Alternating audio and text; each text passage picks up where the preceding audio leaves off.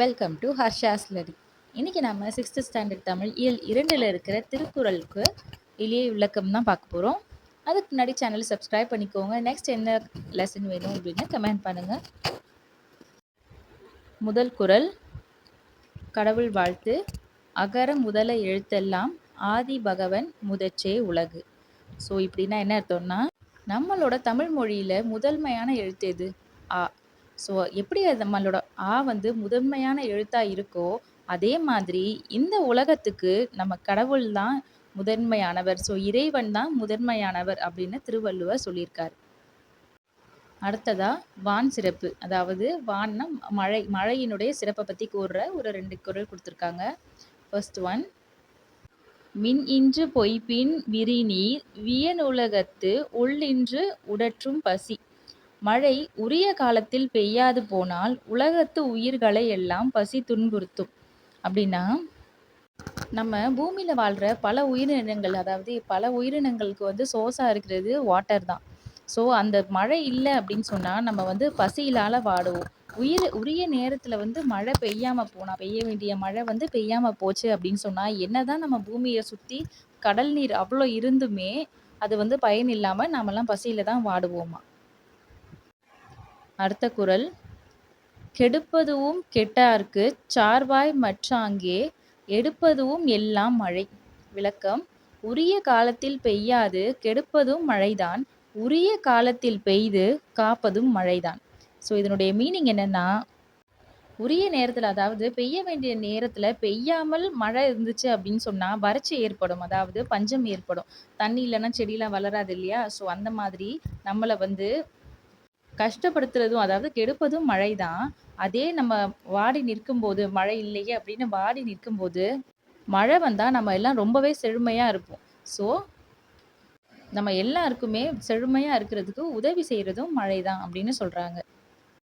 அடுத்த குறள், செயற்கரிய செய்வார் பெரியர் சிறியர் செயற்கரிக செய்கலாதார்.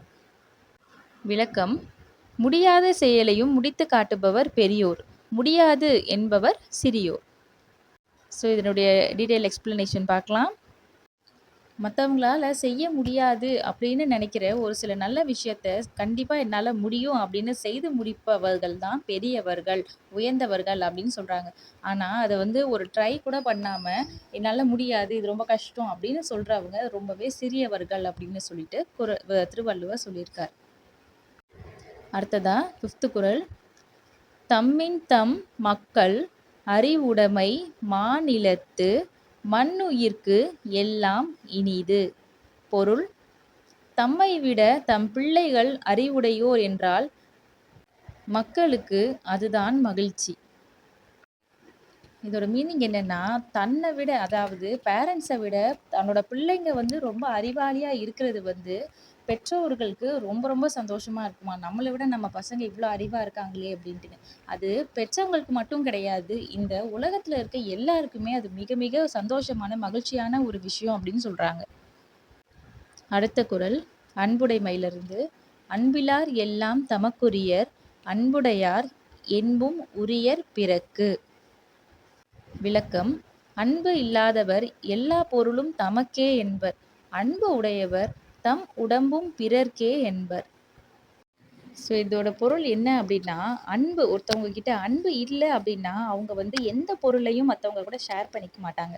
எல்லாமே எனக்கு எனக்கு மட்டும்தான் என்னுடையது அப்படின்னு இருப்பாங்க.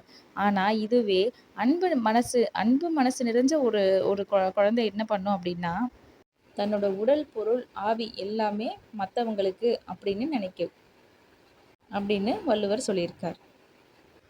அடுத்த குறள், அன்பின் வழியது உயர்நிலை அஃதிலார் என்பு தோல் போர்த்த உடம்பு. விளக்கம், அன்பு இருப்பதுதான் உயிருள்ள உடல், அன்பு இல்லாதது வெறும் எலும்பும் தோலும் தான். ஸோ இதோடைய எக்ஸ்பிளனேஷன் என்னன்னா, எந்த ஒரு மனசில் அன்பு குடியிருக்கோ, எந்த ஒருத்தர் வந்து அன்பு பாசம் மற்றவங்க கிட்ட கருணை எல்லாம் காட்டுறாங்களோ அவங்களோட உடம்பு மட்டும்தான் உடல் அப்படின்னு சொல்கிறாங்க, உயிருள்ள உடல். மற்றவங்க, அதாவது அன்பு இல்லாமல் மற்றவங்க கூட ஷேர் பண்ணாமல் இருக்காங்க இல்லையா, ஸோ அவங்களோட உடல் வெறும் எலும்பு தோல் போத்திய ஒரு எலும்புக்கூடு அப்படின்ற மாதிரி தான் சொல்கிறாங்க. அது வந்து ஒரு உயிர் இல்லாத ஒரு உடம்பு அப்படின்னு வள்ளுவர் சொல்லியிருக்கார்.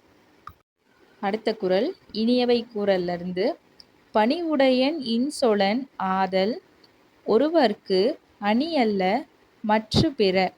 விளக்கம் பணிவும் இன்சொல்லுமே ஒருவருக்கு மிக சிறந்த அணிகலன்கள் ஆகும், மற்றவை அணிகலன்கள் ஆகா. ஸோ இதனுடைய மீனிங் பணிவு, அதாவது மற்றவங்க கிட்ட நம்ம எவ்வளோ பணிவாக தன்மையாக நடந்துக்கிறோமோ அது இன்சொல்னா நம்ம வந்து பேசுகிற வார்த்தை எல்லாமே நல்ல வார்த்தைகளாக பேசணும். ஸோ இந்த மாதிரி விஷயத்தை கொண்டு இருக்கிறது, அதாவது பணிவு மற்றும் இன்சொல் பேசுறது தான் ஒருத்தர் அணியக்கூடிய சிறந்த அணிகலனா. அப்படின்னா நம்ம ஜுவல்லரி ஆர்னமெண்ட் போடுறோம் இல்லையா, ஸோ தங்கம் வைரம் அதெல்லாம் வந்து நம்ம அணியக்கூடிய விலை உயர்ந்த ஆபரணங்கள் கிடையாது.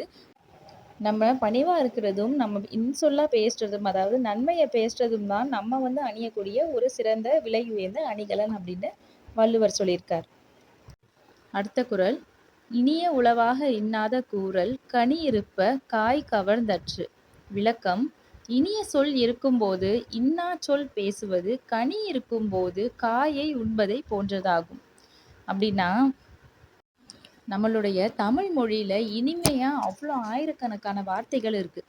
ஸோ இவ்வளோ வார்த்தைகள் இருக்கும்போது ஒருத்தர் கடுமையான சொற்களை பேசுகிறாரு அப்படின்னா அது வந்து எதற்கு ஒப்பீடாகும் அப்படின்னா, ஒரு சுவையாக நிறைய பழங்கள் இருக்கும்போது நம்ம காயை தேர்ந்தெடுத்து, அதாவது கசப்பான காயை தேர்ந்தெடுத்து சாப்பிட்றதுக்கு சமம் அப்படின்னு வள்ளுவர் சொல்லியிருக்காரு.